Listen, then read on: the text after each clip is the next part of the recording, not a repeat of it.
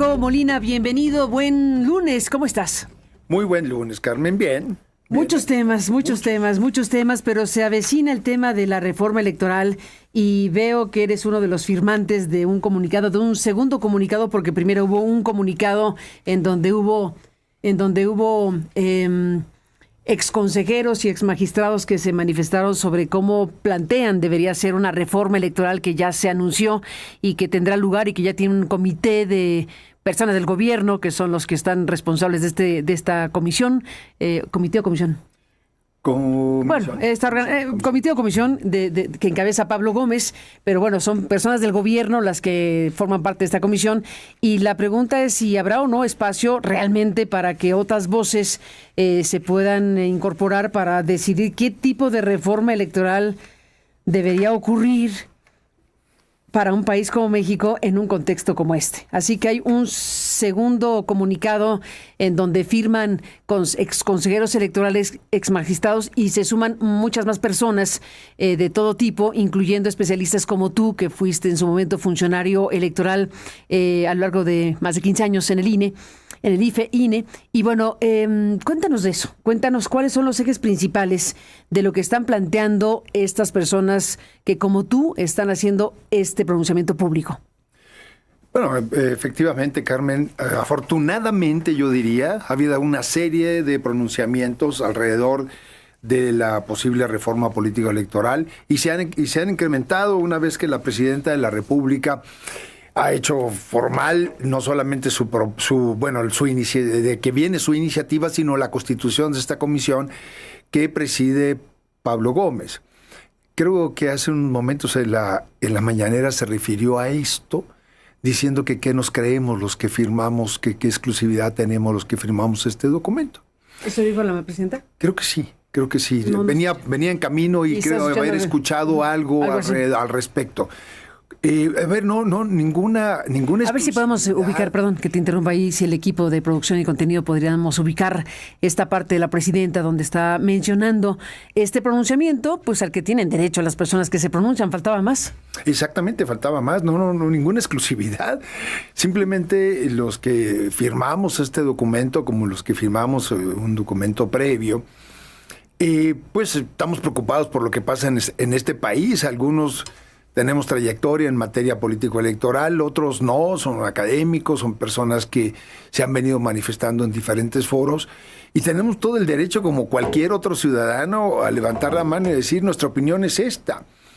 Y desde ahora no esperar a una convocatoria a un foro de esta comisión y que lamentablemente podría correr la suerte de muchos otros foros que simplemente es para llenar el expediente porque finalmente la propuesta de una reforma ya está en camino, sino justamente previendo que eso suceda.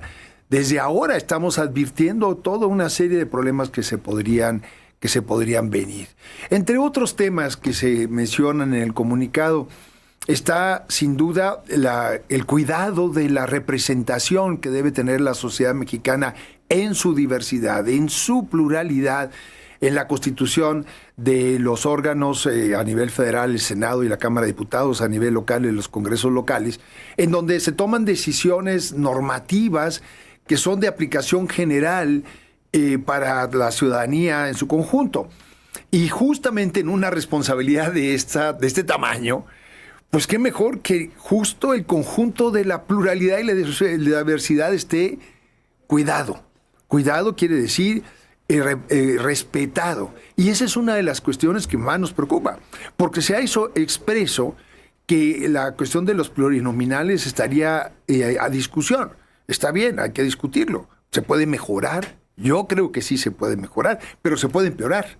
Si simplemente lo que se quiere es desaparecer los plurinominales para dejar solamente los diputados de mayoría relativa y los senadores igualmente, pues entonces lo que se estará sesgando es justamente esa representación.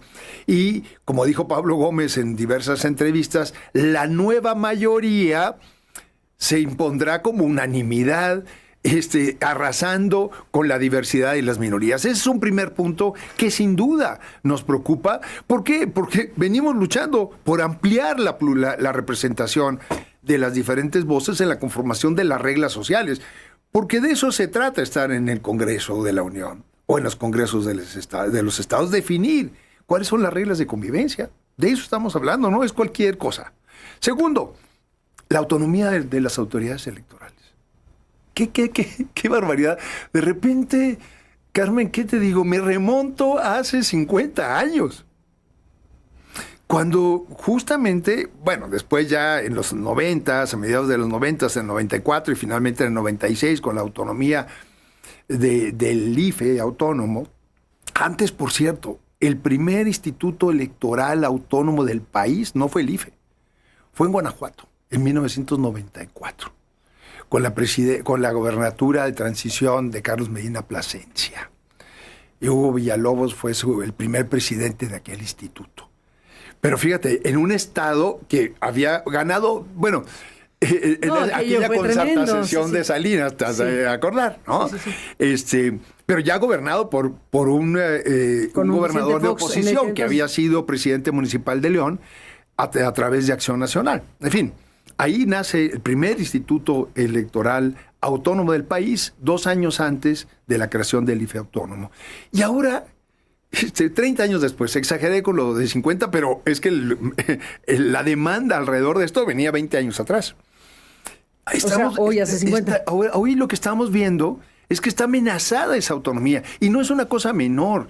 Es tal vez volver a dejar en manos del gobierno y su partido gobernante la organización de las elecciones. ¿Eso qué quiere decir? Eso quiere decir que reciban y cuenten los votos con los resultados correspondientes. Y la duda si en ese cómputo, en esa recepción, en ese asentamiento de los resultados, se va a respetar la voluntad ciudadana. Por eso es que luchamos tanto tiempo, porque esta delicada tarea queda en manos de una autoridad autónoma, independiente de los diferentes partidos y del gobierno, para darle transparencia y legitimidad, porque finalmente lo que está en juego es la legitimidad de los resultados. Perdón, voy a usar una expresión que no me gusta usar en lugar común, es como darse un balazo en el pie. Sí, el que gana un partido con el árbitro a su favor y sale triunfante, ¿hasta dónde llega eso? Hasta que pierde razón de ser frente al espectador, pues que eso no tiene sentido. Porque el árbitro empieza a expulsar a 1, a 2, a 3 del otro equipo y dar por buenos goles que no lo son. Si se me permite utilizar esa metáfora. Entonces, justamente se fue construyendo una institucionalidad democrática para darle legitimidad a los resultados electorales que la habían perdido en virtud de que antes de acudir a las urnas ya se sabía quién iba a ganar con el priismo. Ese es un segundo punto. Un tercer punto tiene que ver con algo bien delicado, que es el dinero en la política. El INE ha perdido facultades de fiscalización. Primero, déjame poner el contexto muy rápido. Antes del 2014, de la reforma político-electoral del 2014, las tareas de fiscalización se dividían. El IFE hacía la fiscalización de lo que tenía que ver con lo federal, con las elecciones federales, Congreso de la Unión, Presidencia de la República, etc. Y la fiscalización de los comicios locales quedaba en manos de los institutos electorales de cada estado. Con la reforma del 14 se le dan más atribuciones al INE para organizar las elecciones, pero también toda la fiscalización se concentra en el INE, bajo el argumento que los institutos en los estados no podían hacer, por muy diversas razones, desde dudas políticas hasta falta de recursos personal y recursos materiales y facultades para hacer esa fiscalización de manera apropiada. Y se dijo en un acuerdo político de todos los partidos políticos sentados en aquella mesa que hicieron la reforma, concentremos estas facultades en el INE, para que entonces el INE pueda vigilar el origen y el destino de los recursos. Y para esto se hizo una reforma en donde se obliga a todas las autoridades competentes en la materia a proporcionarle de inmediato la información que solicite el INE con ese propósito. Esto involucraba al SAT, involucraba a la Unidad de Inteligencia Financiera, por tanto a las autoridades de Hacienda, involucraba también a los bancos, a la Asociación de Bancos de México, a todas las autoridades bancarias fiduciarias del país, para que de una manera expedita, porque la justicia electoral, bueno, cualquier justicia, pero en particular la electoral, tiene que hacerse de manera de inmediato, porque si no, no tiene reparación el daño. Una vez que quien es electo toma posesión, pues ya quedó. Entonces, justo todo lo que tiene que ver con materia de dudas, litigios en relación a la elección, tiene que resolverse antes de que quien es electo o electa tome posesión de su cargo. Entonces, se construyeron a partir del 14 mecanismos muy complejos de coordinación con las diferentes autoridades. Y tengo que decir que no con algunas resistencias, pero se logró avanzar con estas instancias de generación de información financiera sobre empresas, individuos y demás, para tener información lo más oportuna posible. ¿Qué ha venido pasando 4 años después? Eso fue el 14. Apenas en el 18, y sobre todo a partir del 21, empezó a notarse que este flujo de información cada vez era más lenta, de manera tal que no llegaba oportunamente.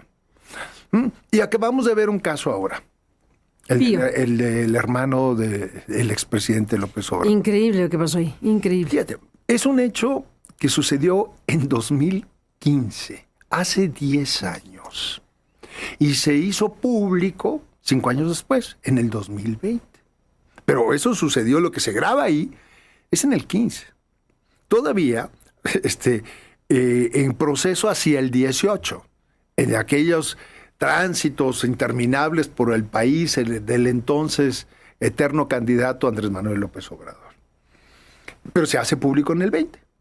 Se saca una grabación, es bastante conocido el caso, en donde el hermano del expresidente está recibiendo un sobre amarillo en donde hay dinero.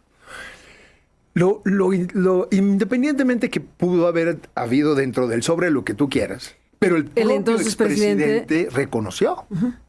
Y dijo, sí, es que recibíamos recursos para nuestro movimiento, para la operación de nuestro movimiento. Hay una expresión expresa alrededor de eso. Y ahora, ¿qué sucede? La semana pasada, en la sesión del Consejo General del Instituto Nacional Electoral, donde 5 años después de que se hizo público este hecho, se cierra el expediente, bajo el argumento de que no se tenía la información suficiente para hacer una inferencia de que ese recurso era tal, y además estaba destinado a tareas político-electorales.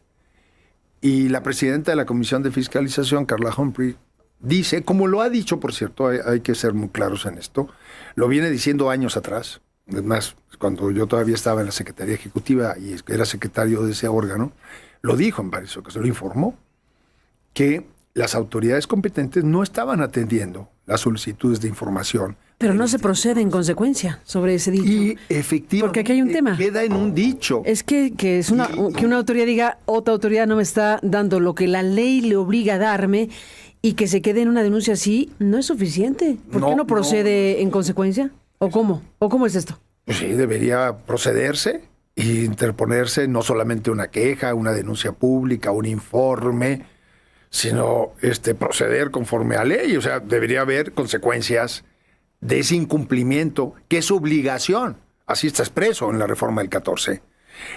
No le están haciendo un favor al INE.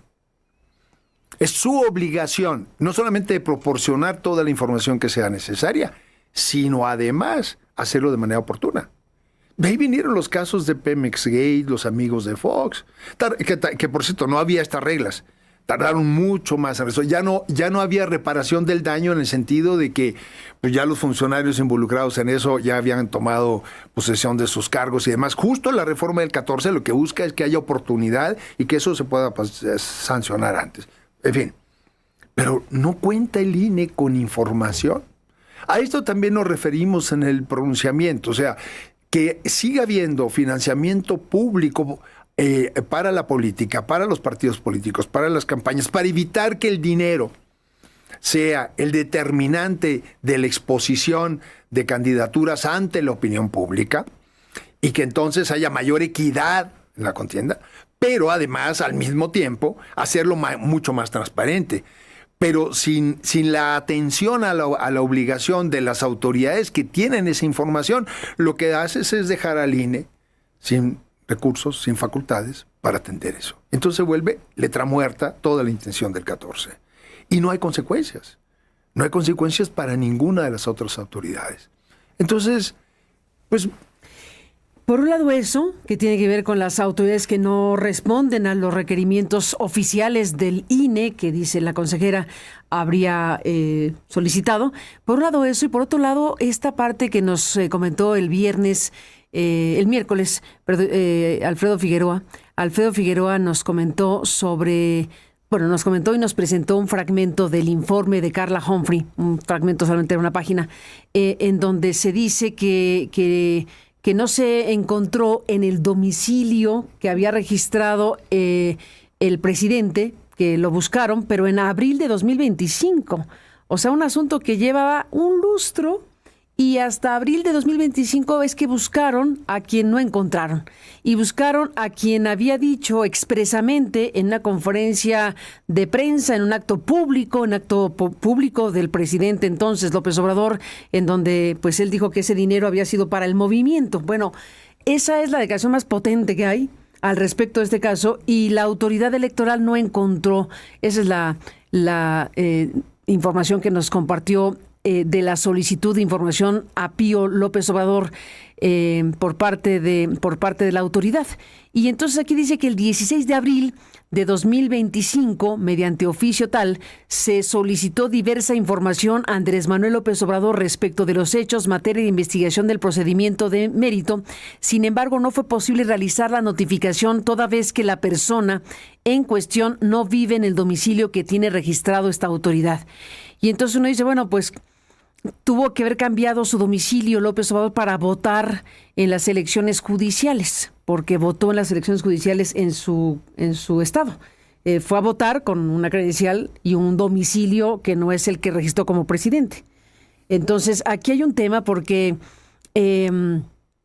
si cambió de domicilio para poder votar en la elección judicial, tuvo que ser después de abril. Pero ¿cuándo se acabó el plazo para cambiar de domicilio? Hay un tema, ¿no?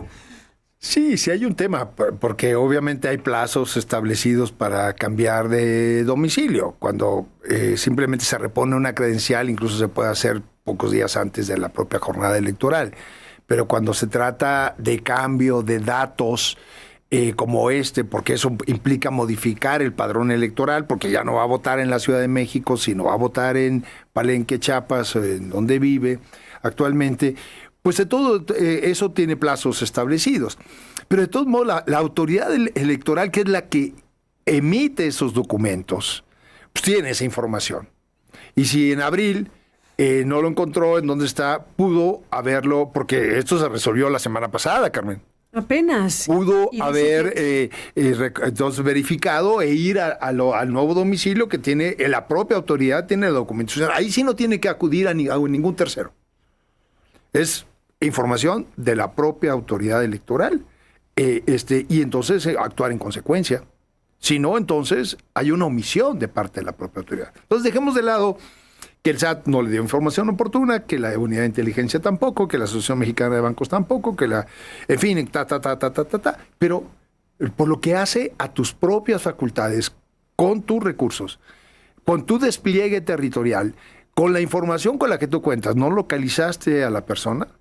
Me parece que entonces podemos estar ante una omisión de la propia autoridad. Esto es muy, muy grave. Y por eso en el comunicado se hace también referencia a este tema de la fiscalización.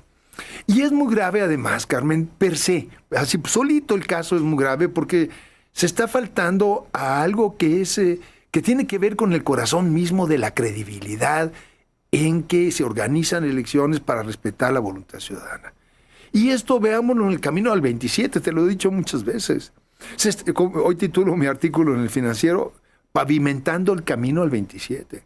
Este conjunto de decisiones del INE, un día antes de la Sala Superior del Tribunal Electoral del Poder Judicial de la Federación, en cuanto a la validez de la...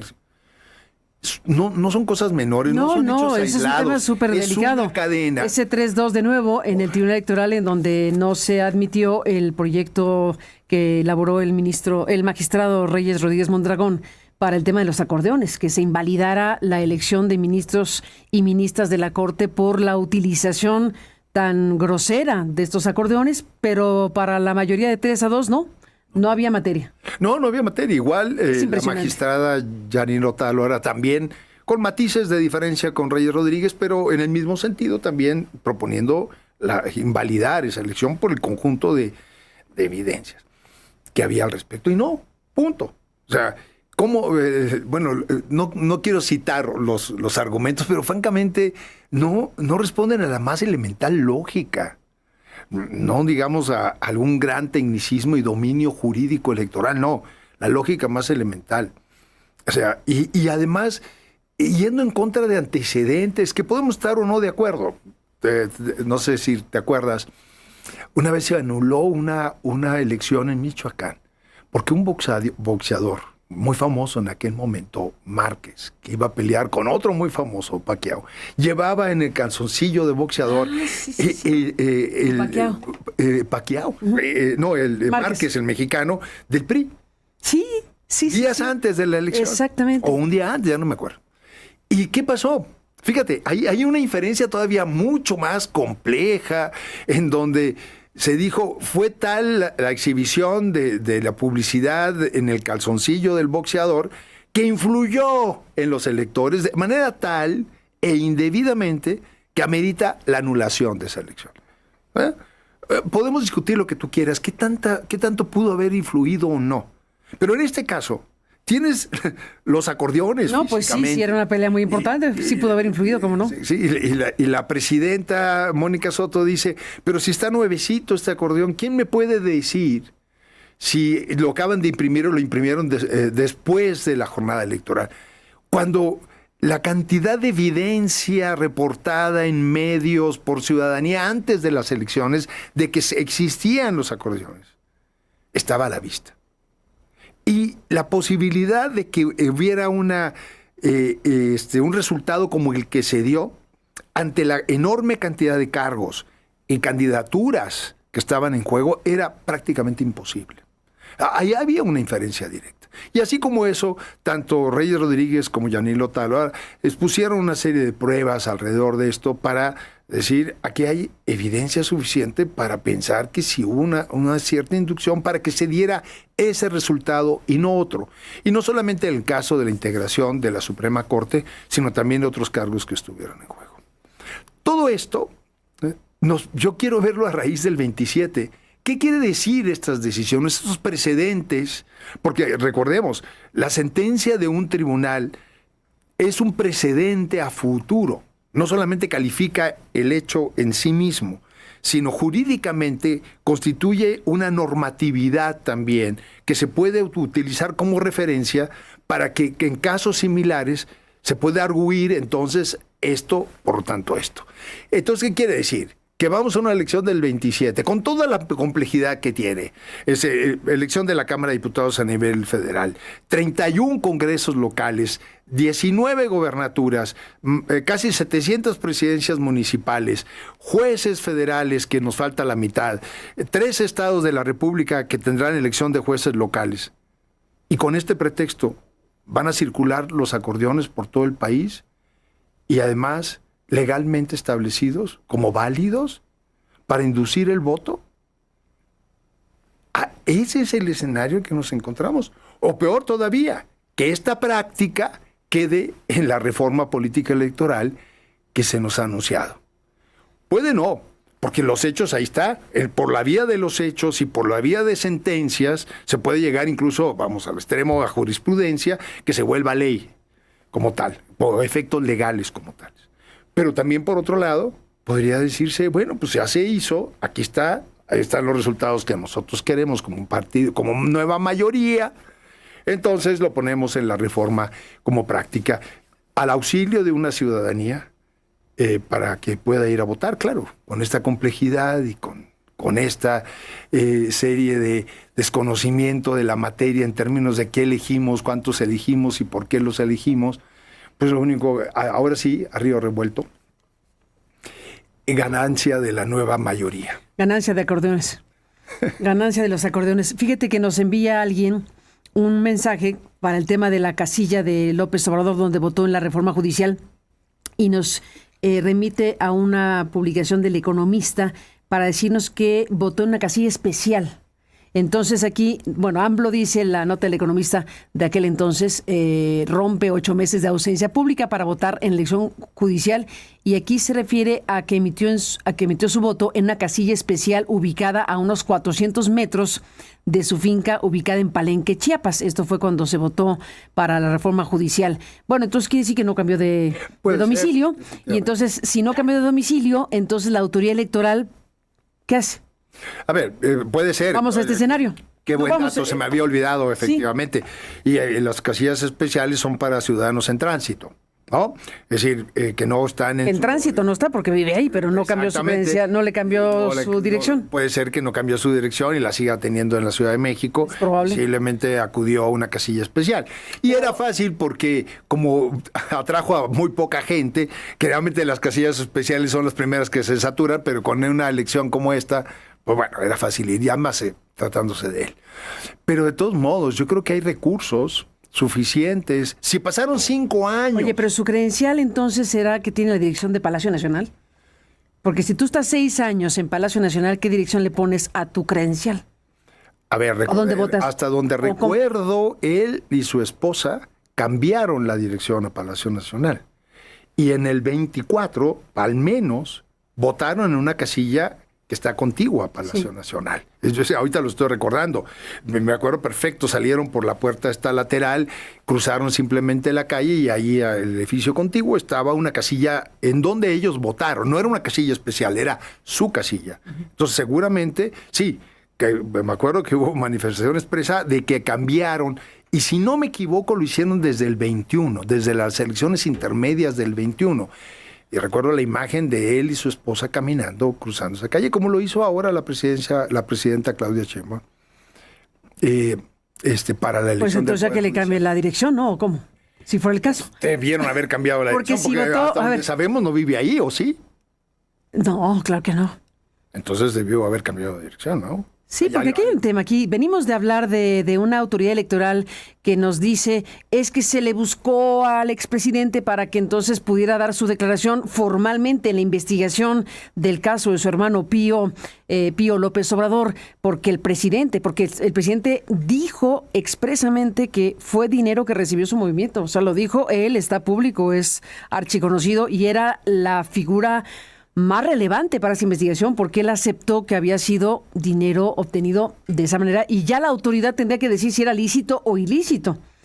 Pero no encontrar a López Obrador por parte de la autoridad electoral, pues es un tema bastante preocupante porque simple y llanamente el principal declarante o el único declarante abierto del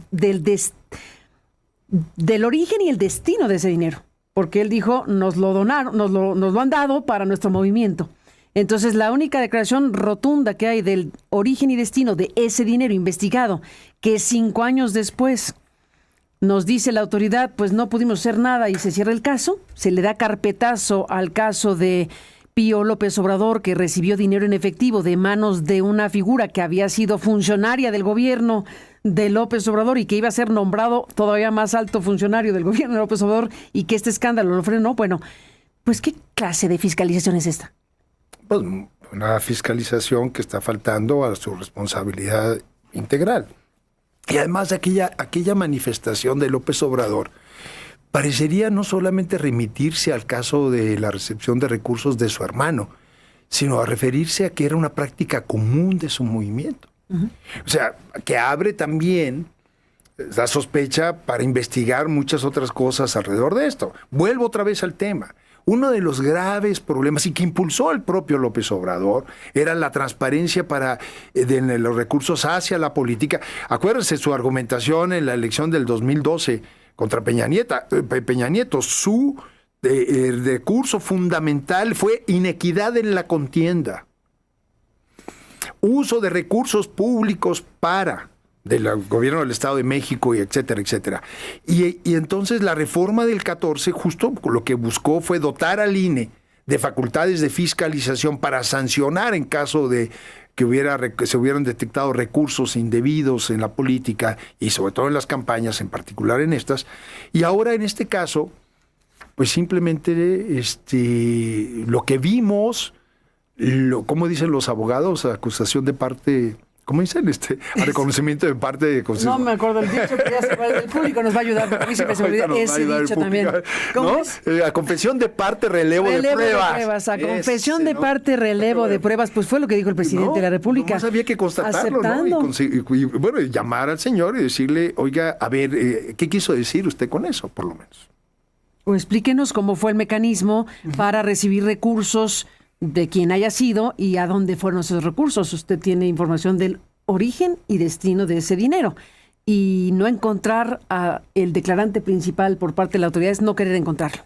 Sí, no querer encontrarlo. Y además es muy grave porque hay muchos que se dice, voy a tratar de ser muy responsable de lo que voy a decir ahora, pero acá procuro serlo, de recurso y ya no solamente de financiamiento que no se conoce bien el origen del mismo, sino de recursos del crimen organizado en la política.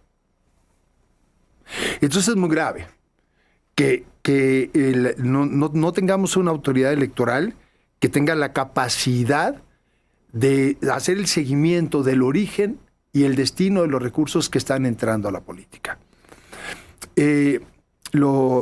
Lo dijo en una entrevista este fin de semana, si no me equivoco, Uki Espadas, el consejero Uki Espadas, si no me equivoco es una entrevista en Excelsior. Me puedo equivocarme del medio. Pero fue este sábado, domingo. Dijo, efectivamente, hay mucho dinero que entra a la política que no estamos fiscalizando. Y en la entrevista misma reconoce que esto es muy grave. Porque primero que nada se quiso evitar al financiar con recursos públicos la política que no fuera el dinero el que determinara, insisto, la competitividad de una candidatura, sino fuera los méritos, etcétera. Pero a pesar de que el volumen de recursos públicos en la política es muy alto, sigue entrando y reconocido por un consejero electoral recursos adicionales que no son capaces de fiscalizar en el INE a la política para financiar la política. Entonces, ¿de qué estamos hablando? Vamos a suponer que en el caso que comentábamos de los López Obrador, se trata de militantes, de simpatizantes que en buena fe, pero indebidamente financiaban esas campañas. Pero ¿qué pasa con dinero que a lo mejor no tiene esas intenciones? De personas que buscan de esta manera tener contratos posteriormente. O, francamente, del crimen organizado, que quieren tener garantías de que las autoridades electas sean comparsa de sus negocios y sus movimientos. De esto estamos hablando, que esto es lo grave de este asunto. El tema de la fiscalización y los recursos es un tema muy viejo en lo que tiene que ver con la política y muy cuidado en las democracias en el mundo. México se quiso dar pasos serios en esa dirección y parecería que estamos retrocediendo alarmantemente y poniendo no solamente en duda los resultados electorales con la voluntad de los ciudadanos, sino además la inducción del voto indebidamente con recursos que están prohibidos que ingresen a la vida política. Pues de eso estamos hablando. Edmundo Jacobo Molina, gracias por estar aquí. Y bueno, para el público que quiera consultar directamente este comunicado del que hablamos al principio, hemos estado comentando contigo este día, el hashtag Consenso Electoral, comunicado número 2, al igual que el comunicado número 1, lo hemos publicado en Aristegui Noticias para quien lo quiera revisar, pero nos has contado los ejes principales de lo que se está planteando aquí, de fortalecer los mecanismos de representación política, de preservar y fortalecer la autonomía e independencia de los organismos electorales en los ámbitos federal y estatal, de la designación de consejerías y magistraturas electorales que también se pronuncian al respecto, de registro federal de electores, padrón, listado nominal, credencial para votar con fotografía y los puntos que aquí se especifican, de un sistema eficaz de rendición de cuentas y fiscalización precisamente, y también hablando del tema del Poder Judicial. Son los 6 puntos específicos que desarrollan en este comunicado del que has hablado en este momento de la mañana, además de los demás asuntos que están relacionados. Gracias, Edmundo, por estar aquí. Muchas gracias a ti, Carmen. Muy buena semana. Igualmente, gracias por estar aquí. Por cierto, que dije que era Alfredo Figueroa el